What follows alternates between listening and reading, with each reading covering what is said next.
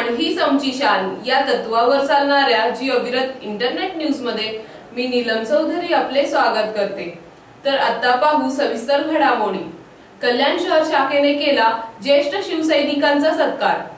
शिवसेनेच्या पक्षस्थापनेला 50 वर्षे झाली असून या सुवर्ण महोत्सवी वर्षानिमित्त कल्याणच्या शिवसेना शहर शाखेतर्फे विविध सामाजिक कार्यक्रम राबविण्यात येत आहेत। याचाच एक भाग म्हणून गुरुवारी कल्याणमधील 250 ज्येष्ठ शिवसैनिकांचा विशेष सत्कार करण्यात आला।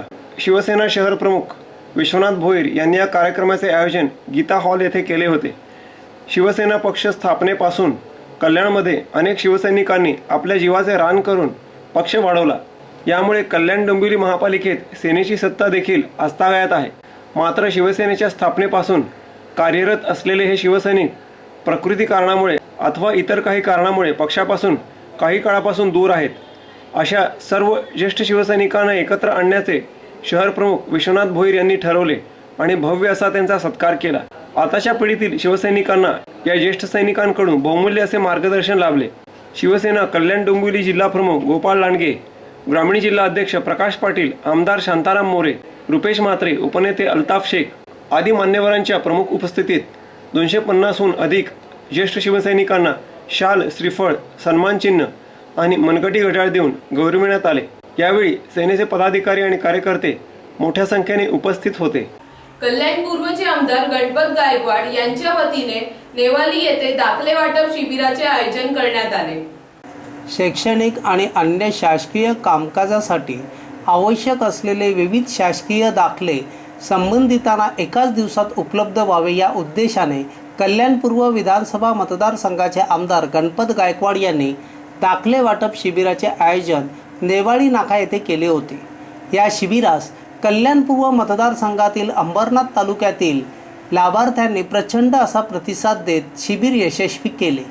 या शिबिराच्या उद्घाटन प्रसंगी आमदार गणपत गायकवाड यांच्यासह राष्ट्रवादीचे माजी जिल्हाध्यक्ष अभिमन्यू गायकवाड, युवा नेते वैभव गायकवाड, अंबरनाथ पंचायत समितीचे माजी विठ्ठल वायले यांच्यासह अनेक मान्यवर उपस्थित होते। शाळा, कॉलेजेस तसेच विविध कारणांसाठी विद्यार्थी आणि नागरिकांसाठी आवश्यक असलेले शासन पातळीवरील उत्पन्नाचा दाखला, स्थानिक वास्तव्याचा दाखला, वय आदिवास दाखला, ज्येष्ठ नागरिक दाखला आदी दाखले या शिबिरात एकाच दिवशी उपलब्ध करून देण्यात आले। या दाखले शिबिरात 1000हून अधिक दाखले प्राप्तीसाठीचे अर्जाचे वाटप करण्यात आले। यामधून आवश्यक कागदपत्रे सादर करणाऱ्या पात्र अर्जदारास 800हून अधिक दाखले देण्यात आले। या शिबिराच्या यशस्वीतेसाठी अंबरनाथच्या नायब तहसीलदार ओग यांचे सहकार्य लाभले। तसेच ग्रामीण भागातील शेतकऱ्यांना खताचे वाटप आमदार गणपत गायकवाड यांच्या हस्ते करण्यात आले। त्याचप्रमाणे सरकारच्या योजनेमधून होतकरू शेतकऱ्यांना अनुदानाचे धनादेश देखील आमदारांच्या हस्ते देण्यात आले। शहर स्वच्छ ठेवणाऱ्या कामगारांचे आरोग्य धोक्यात। भारताचे पंतप्रधान नरेंद्र मोदी यांनी देशभरात स्वच्छता अभियान मोहीम राबवली आहे।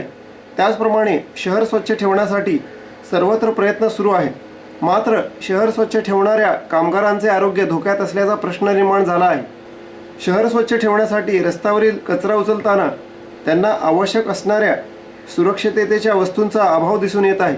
दरम्यान कामगारांना आवश्यक असणाऱ्या प्राथमिक सुरक्षिततेच्या वस्तूंची पूर्तता होत नसल्याने त्यांच्या आरोग्याचा धोका निर्माण असल्याचे दिसून येत आहे।